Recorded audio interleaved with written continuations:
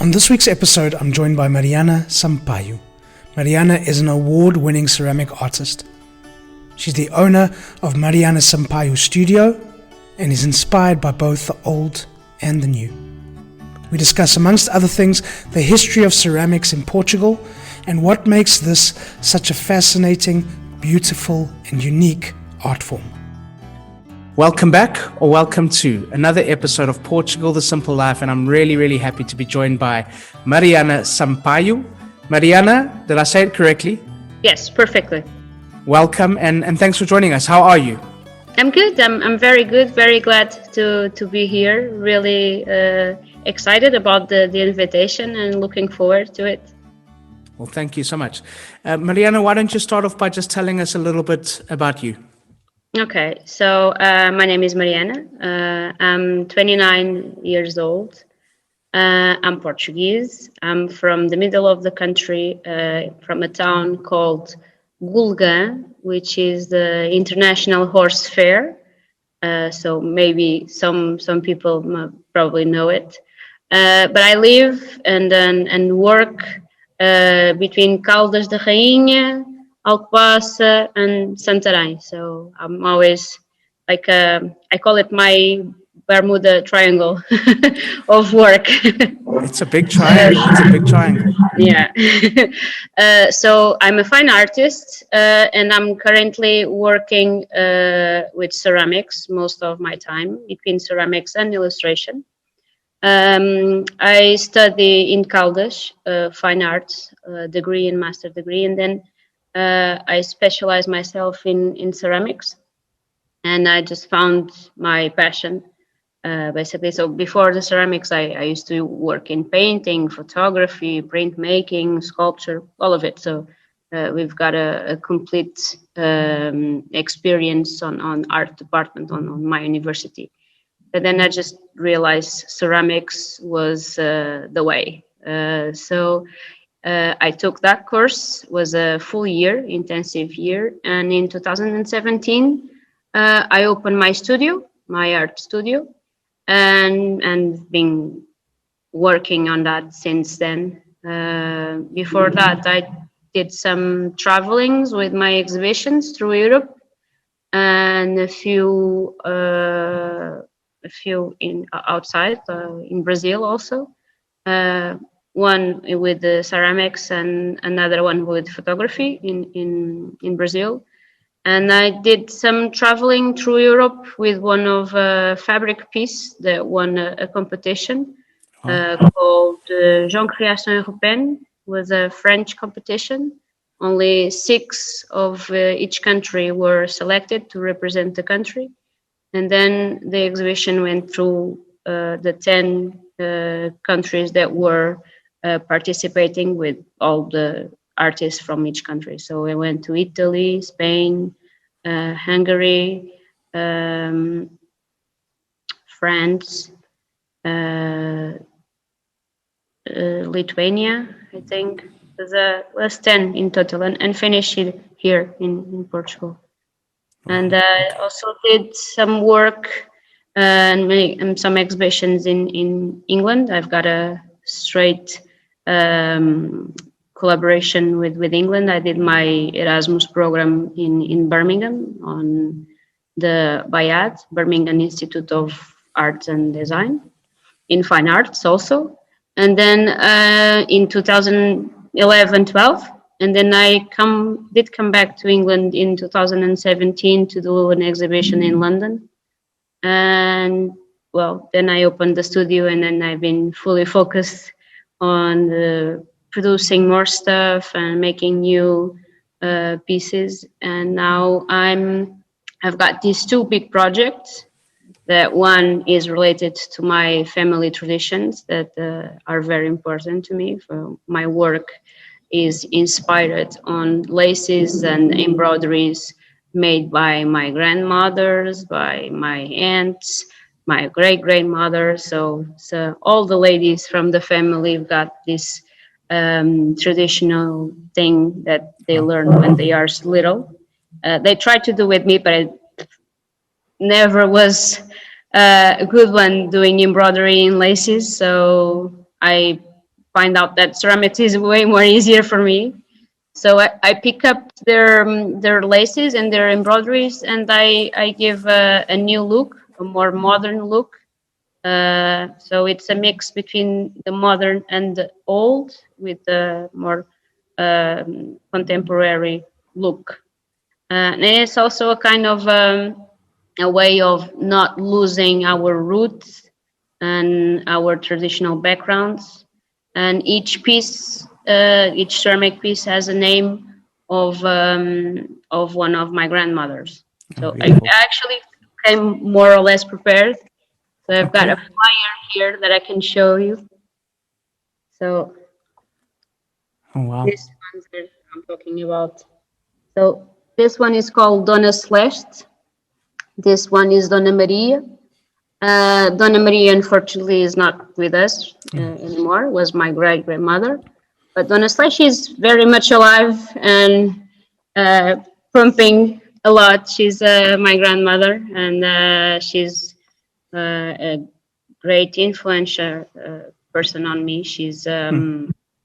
She raised me. She basically raised me. She's my second mom, and I do believe that we should honor our people during the time that they are here and not when they passed away. So Yeah, yeah, it's a in beautiful a quick custom. version, that's me. What does Donna Celeste think of that piece Oh, of she loves it. ceramics? She Yeah. she she loves it. She loves everything that I do. My family was always very supportive of my career and of my studies and my work. I didn't know what I wanted to do when I was very little, but like preschool little. So I always said to my mom, I want to be an artist. And she, okay, let's see what that going to happen. And but I always did stuff that were not very normal for kids of that age, like advanced drawings with perspective and stuff like that. So she saw potential, I guess, and she always support me and helped me in any way she could. And well, I guess she did a good thing. It sounds like it. Mariana, let's talk about your Bermuda Triangle. When we interview people on the podcast, we love to speak about their terra, their land, their village. It sounds like you have a few. Yeah. So tell us a little bit about which is your terra, which is the terra. You often hear on the podcast people saying, well, I live in this place, but my heart is there. Tell us a little bit about your terra.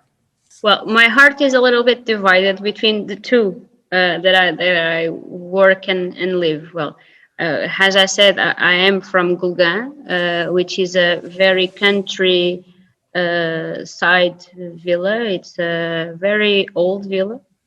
And it's always about agriculture. It's about horses all the time. So for me, is the place where I grew up. Is the place where I was born there.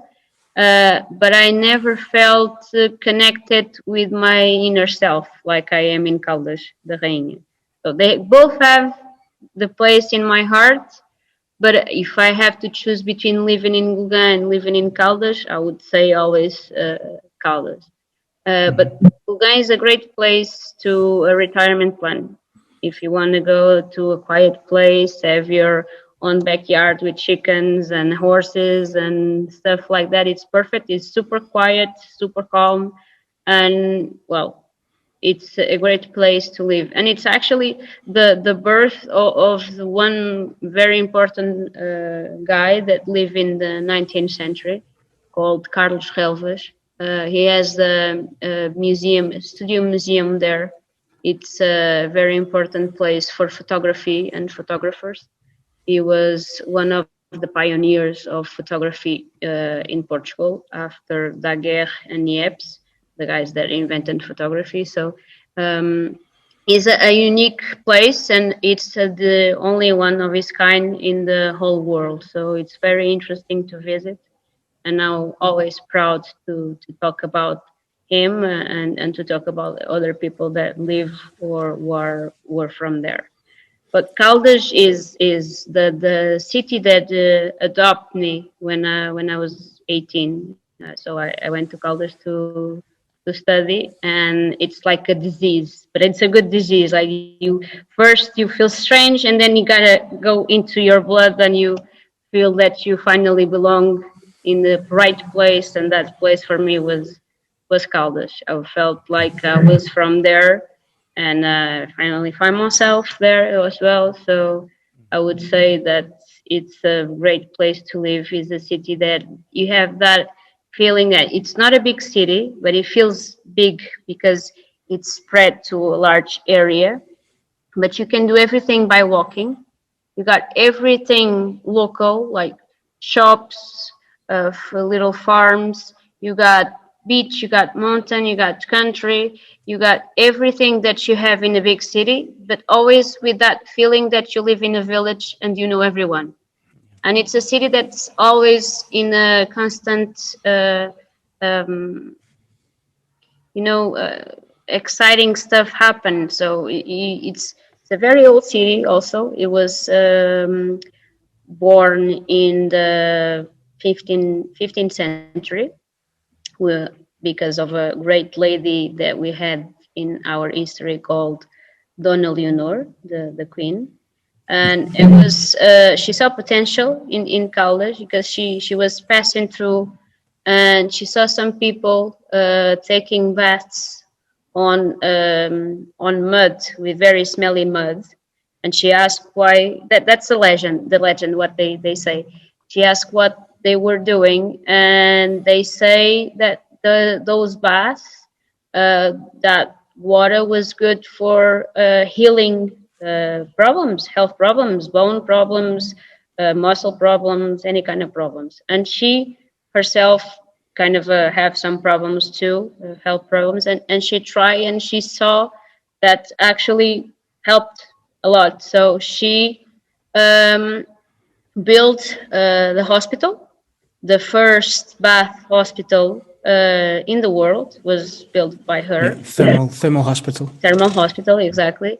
And the city just grew up around the hospital since the 15th century, and it's one of a kind. It's beautiful. You still have the church and the hospital from her time, and she was a pioneer, and she was a lover of arts and a lot of stuff. She helped not just in Caldas but in the whole country. She helped Portugal quite a lot to which was something that was not very normal for the time. Usually it's the king that does that, but she was a entrepreneur. So it was a queen. She was already way ahead of his time, of her time. Well, there's a few things that I want to unpack here. So I've been to Golgar, Okay. and it amazed me because it's not far from us here on the west coast. It's not too far from Caldas, and but it looks like a completely different part of the country. It kind of looks like Kansas, in the US, with Yeah. just all the cornfields, and Yeah. you don't feel like you're in Portugal actually. You eat very well there. The food is Yeah. amazing. Yeah, and then yeah, just miles and miles of cornfields and very flat. It's very, very Yes. flat. Because So that it's a was valley, but it's yeah, a big valley between the mountains, and you got the river, the Tejo River, but it's a flat, plain valley, so it's very rich land because it floods a lot when the river goes up, and then when it rains, so it very rich lands for agriculture in general. yeah. Sorry to So interrupt. we went there with I went there with my family and my wife, and we loved it. It was a really great trip. But back to Caldas, I live near Caldas, and Caldas is awesome. You've got the market. You've got the park. That the Yeah. hospital, the thermal hospital, is beautiful. It's a unique piece of architecture. But I'm guessing that Caldas is part of your heart, or Caldas is in your blood because of a lot because of the ceramics. There's a big Also, yeah. history with ceramics, and so how did that connection start, and how did you get into this type of work? Well, first, I did try ceramics when I was very little. I did some course in the Porto University on ceramics. I took the kind of a course for an experience for younger students before they go to the university. And I did 4 weeks, if I'm not mistaken. And I did try painting tiles, and it was a very interesting experience. And I always thought that maybe could be that way, but well, I was 14 or 13 years old. I didn't know what I was exactly going to do in the future. It was funny to see how life goes around, and then how I found myself again on ceramics. Then I had a full semester of sculpture in Caldas, which I just love. I used to paint, and I used to do illustration, and I thought bidimensional was the way. Painting was my way of express myself. But then I just realized after you create something with your hands. I mean, like from nothing, you build something in 3D. And then I just thought, no, se calhar, maybe is sculpture. So I did try to take as much information from every discipline in every area that I had from the university. So I try everything there was to try. And then Caldas has a great place, a great school in ceramics called Sencao, Yeah. which is it's a professional center for the ceramic industry. So it's not really like a art school. It's more a technical school where you learn the techniques, and then when you leave the school, the center, you will apply the techniques with your inspiration, with your art, with the all the things that you can build in your head. You basically can build in ceramics. He has his limitations, obviously. I always say that. It's not plastic. It's quite different to work. And it's always a surprise. And that was something that I really liked. I don't like jobs that you already expect what's coming. And ceramics is the opposite of that. You never expect nothing, because they have a saying that says that the kiln is the last painter. So it's not you. You could do everything right, and then goes to the oven, and then when it comes out, it could work perfectly, more than your expectations, or it could go straight to the garbage because it went wrong. So when I did that intensive course, I just realized that I knew how to sculpt something, which at the moment I didn't know. I thought it was just bidimensional. But then I just try ceramics, and I try sculpture, and I just realized, no, now this is me. Here is where I feel like home. So, and then obviously I always love Bordal Pinheiro pieces. And then I'm very nerdy, so I am kind of a nerd in history. So when I had the chance to do writing an essay about something related to ceramics, I went straight to Caldas da Rainha ceramic history. So I just start reading and reading and reading, and I just realized, no, this is the place that I need to be. This is the place that I need to create my work. And I learned so much about, not just about Bordalo, because I already knew him from his illustrations, his cartoons. That was a part of his life way before the ceramics. But then when I start seeing what he did with his life, which is was very late at the time, so we are talking 19th century, beginning of 20th century. He never worked in ceramics. He always working in cartoon and in drawing. And then very late in his life, I think he was way more than 30, but I think he was close to 40 already.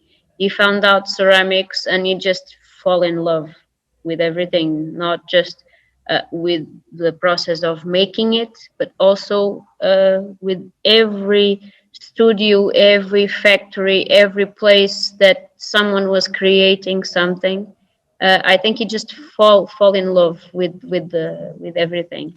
And most of the people think that the cabbage is and the ceramic with the animals are from naturally from him, that he create them.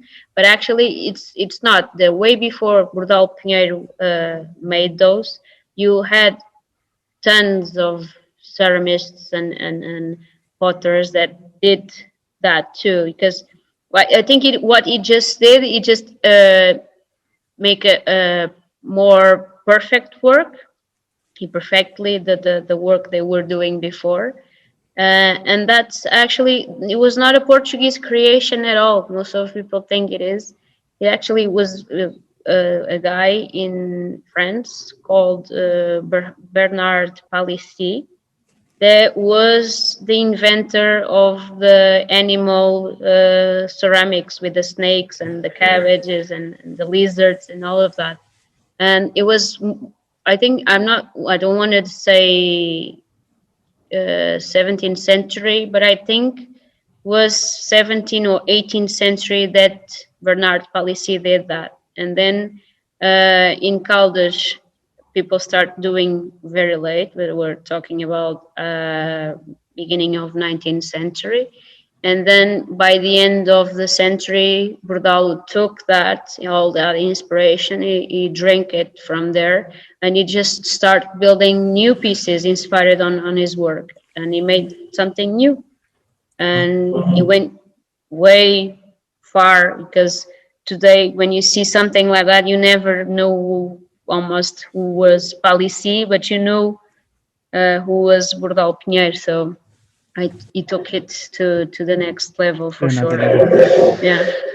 Um, Mariana, I mean, ceramics is is such a deep part of Portuguese culture. It's one of those things that when people from all over the world, ceramics is synonymous with Portugal, whether that be sculptures, whether it be the Tiles. stranger, the tiles on the walls, the tiles on the churches. This is from Porto. The ceramics.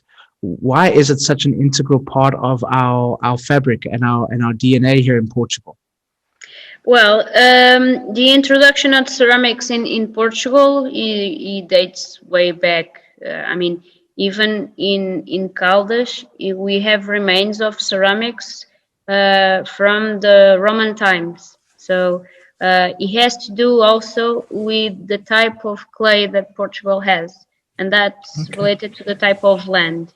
So close to places where we have thermal baths now. The Romans were experienced people on thermal baths, so they knew where they were, and they knew the potential for everything, for economics, for healthcare, for doing ceramics. In Caldas, for example, we have very good baths because they are full of sulfur, and the water comes hot from the ground, and the sulfur and the rest of all the chemical components that are in the land, that helps a lot to build a very good clay.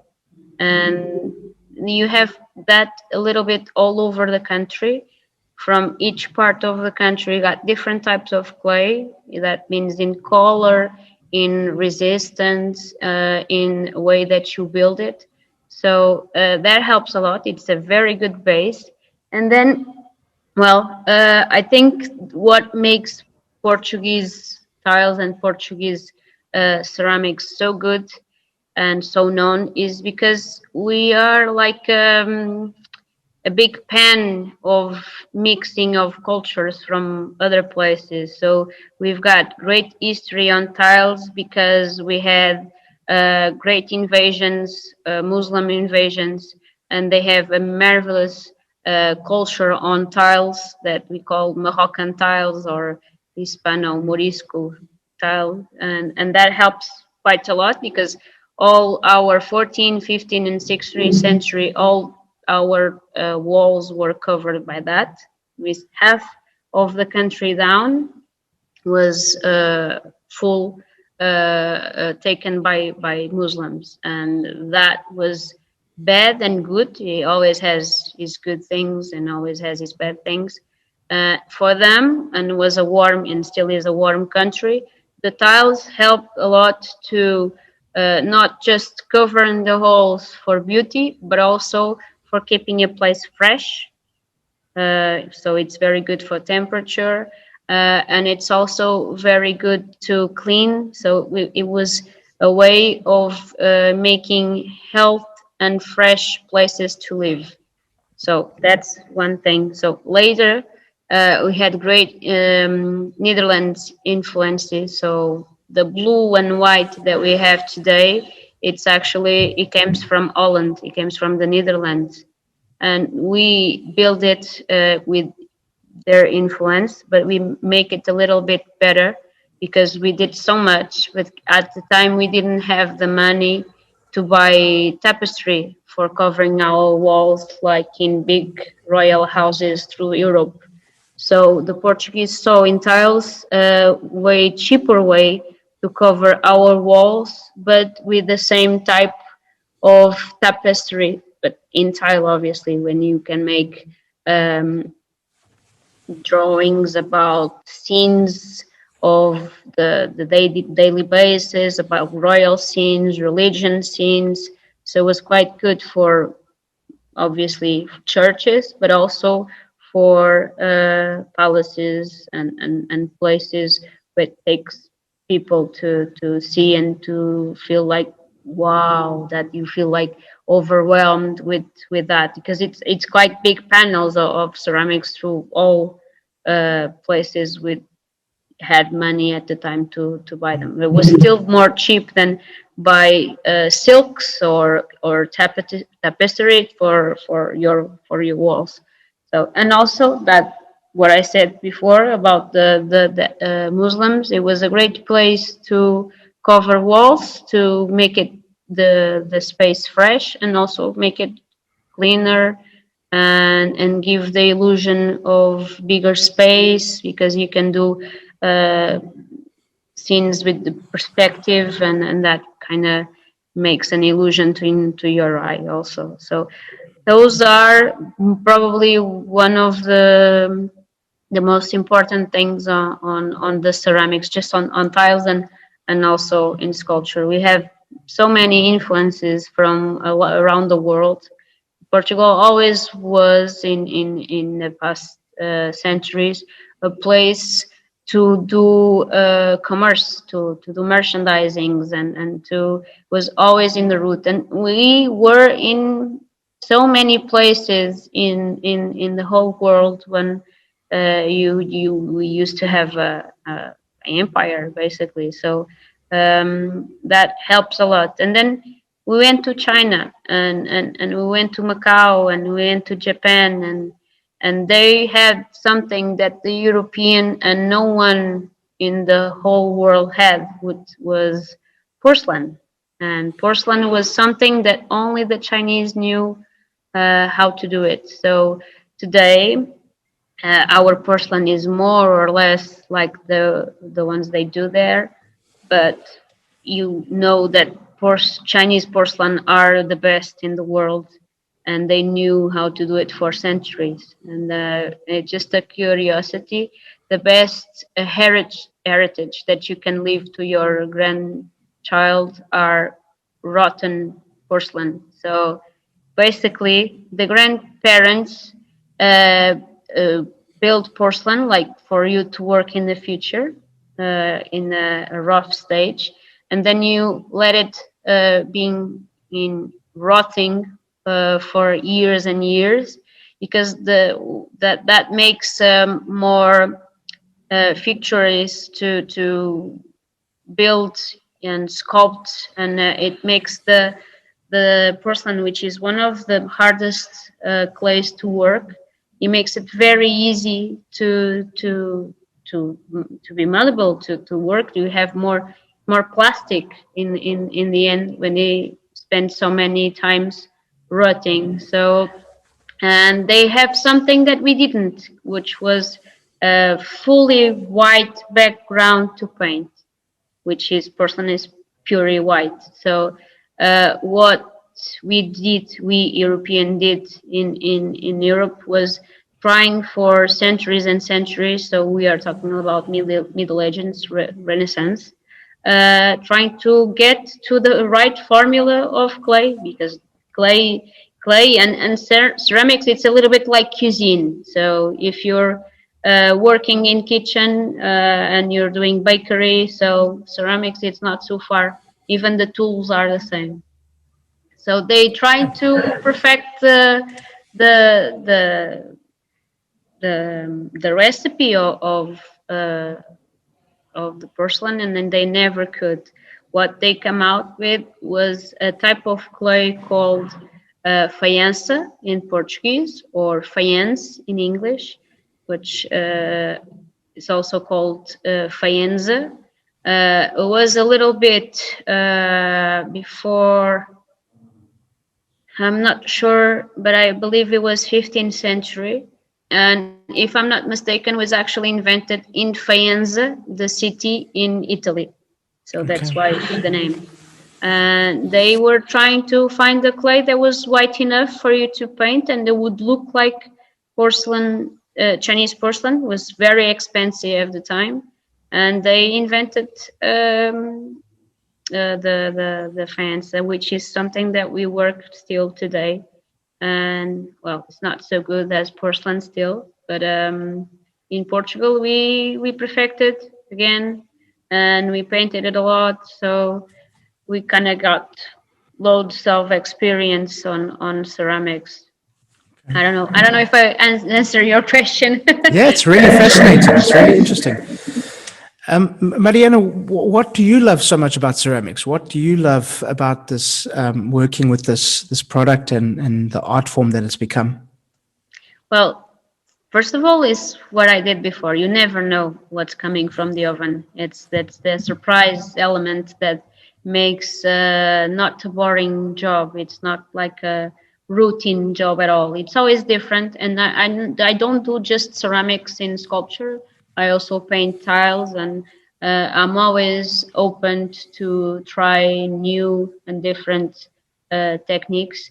And that's also another thing about ceramics. It's a world so big and so incredible that when you feel like you know everything or you know enough, you're so wrong.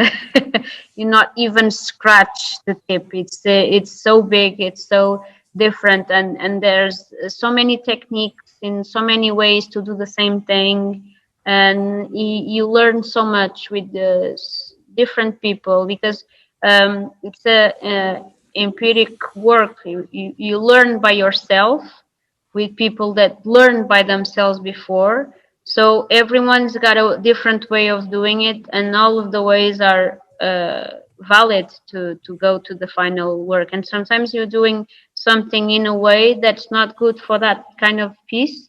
It could be done to other and works better. And you have someone that knows about this and wants to help you. And when that happens, you kind of crack the code to that particular piece. So for you, and it's also a line of work that it kind of puts your resilience to the test.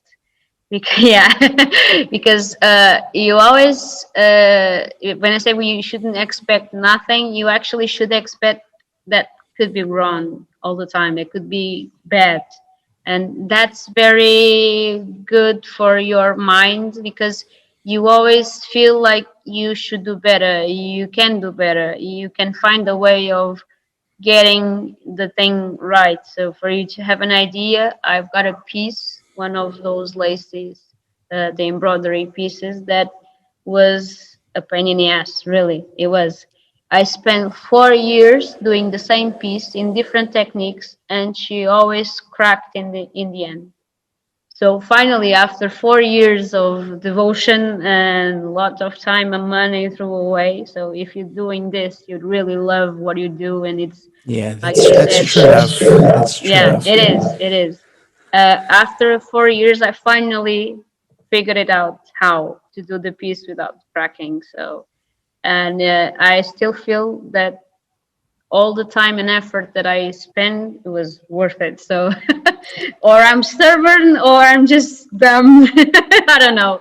It's something that like I said, it's always different, and I feel like it's the type of technique, and it's the type of uh, let's call it product. And I don't like very much the word product, but it's the type of piece that makes you feel like you're learning all the time. It makes you study all the time, which is something that I love. I always said to my mom that I want to study for the rest of my life. So I'm working, but I always find a way of studying for the rest of my life. And I just felt like ceramics, and I do feel that still today, is the best way of expressing myself artistically. And it's it's so open to do anything. You can do anything in ceramics. You can create anything from nothing, from dirt, from mud, basically. And that's, I think that's very magical. Not don't want to go into religion, but in the Bible they say that God built man from clay. So if you think about it, you're kind of your own God when you build something from mud. I don't know. It's just, it feels like a little bit magic. I don't know. It's my way of putting the thing. There's something that I've noticed in Portugal, and that we still have this relationship with the earth and with nature, a deep relationship. I've heard it in a person I've had on the podcast before who speak about cork. I've heard Hmm. it about people speaking about wine. I've heard it with, people that are trying to preserve nature. And now you talking about it, clay. People are talking about these raw materials that are not just materials. Like you said, you don't like to call it a product. It's something No. that's so much more. It's something that grows, and it's part of our, and I think it's a really beautiful part of our culture here.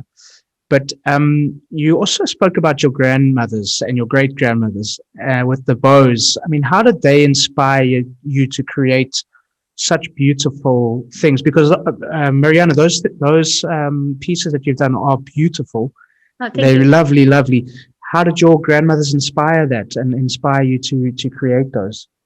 Well, mostly it's not just the aesthetics of the piece. It's always what they represent or who they represent. And all my grandmothers and all the women of my family were strong, independent women, even through times that were very difficult to be a strong, independent woman. They all have their little stories of big stories of their lives that were inspired in somehow, and they inspired me. So they were women that work in the fields in the country, like in the under the sun from rise up to the sundown, and they had tons of kids, and most of them were not at all rich. They were poor people, but they never give up. And that's very important. And I think that's a lesson to me. Consider myself a younger generation. They always fight, and they always fought for their lives. I mean, they never had it easy on their lives, and I think that's so important for today, for you to feel how life is difficult and to appreciate the little things, because before you have these little things, and before we have the freedom, and before we have all of this, there were people that actually suffer for you to have what you have today, and that needs to be valued and appreciate, and it's something that you should value always. And I'm not saying that my grandmothers or my mom were well, uh, people that we didn't were lacking of food or anything. We always worked, and we always had way to go around in the problems. But they had husbands, for example, and most of the time they had to raise the kids by themselves because they had the husbands working away for a long time for trying to build a better life for their kids and then for the next generation. So it's someone, all of them are people that are inspired by the way they are um, fighters, and still all of them are so humbled. So like today I feel like everyone is so cocky all the time with all the things they have and all the things they did, but if you compare, that's nothing with what they spend and what they went through. So I think we sometimes we should look back to older generations and even maybe just our own family and realize that our family is the best inspiration that we could have for us, for our future. They taught you not to give up when even when times are gray or even dark like we are living today. Always keep a positive mind and everyone will be okay. They have a way of saying it when um, people today don't have kids because they don't have money or they don't have time. That's what usually we hear. And I always hear my grandmother saying, everything could be raised. Even when you don't have money, even when you don't have ways of putting food on a table, anyone can be raised. So I'm talking and I don't have kids, but this is very inspiring for me. I think it's my grandmother. It's by the way, she called it Celeste, like the sky. And I believe that she's one of my best inspirations, and she's one of my best everything. She's one of my best advisors. She's my best friend, with all respect to my mom, obviously.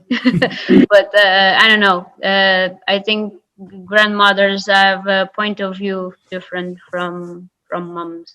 They're moms in second turn again, and then that's a way of seeing things outside the box, and it's inspired all of them. Beautiful. Mariana, how can people follow you online, get in touch with you, see your work, buy your work? Let us know Okay, so how we can get in touch. Uh, I always say this. I'm a one girl show, so that means that I have to do everything. This thing for entrepreneur girl is a new thing for me. I always wanted to be an artist. No one told me about being an entrepreneur, but I'm learning. So I've got Instagram and I've got Facebook. I'm building a website, so eventually it will come up. I'm terrible on social media. I'm really good working with my hands, computers. It's not my best, but I will build a website very soon. It will be called marianasampaiostudio.com. I own the domain already, which is not bad. It's halfway there. On Facebook and on Instagram, I also Mariana Sampaio Studio. So if Okay. you go and look for me, you will find me for sure. And if you're in Portugal, you would find me in Caldas da Rainha or even near Santarém, which I've got two studios, a mini studio in Caldas da Rainha and the big studio near Santarém. So yeah, you can find me that, and you Okay. got all my contacts on my pages. So I'm trying to be as much as a quick response or on a quick answer on the social media. Sometimes it's hard, but I will try to do my best. So it's just me. So it's be making the ideas for paper, from paper to plaster, from plaster to clay, to painting, to burning in the oven, to do product photography, which also is a great challenge for me. So to do the package, so sometimes do the delivery also. So it's just me. So sometimes I wish I got more than 24 hours a day for doing it.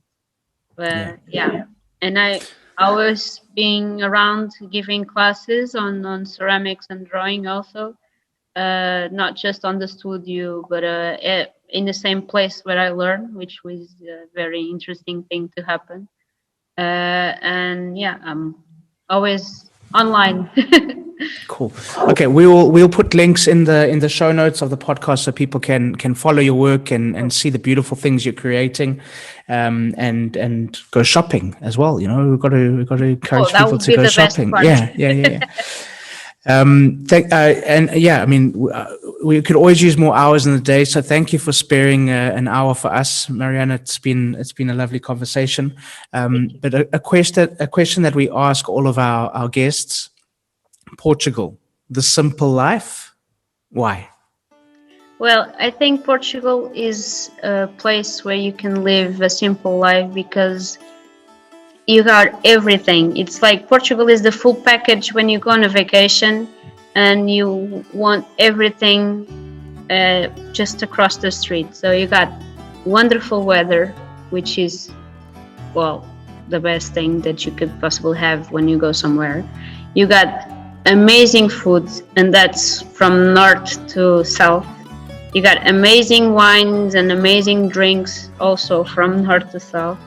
And then the landscapes are something that, how is it possible such a small country has such a mix of landscapes and environments, country, beach, mountain. It's so complete. I've been foreign and been in other countries, and most of the times you know a country for a specific type of thing, for a region, for a wine, for a kind of a food. But I think Portugal got it all, and that's very good because it's just a tiny little thing on top of Europe. So that's amazing. And then on top of all of that, you got amazing culture. You have so many centuries of history, and with that comes so many knowledge and so many great places to visit and people to know.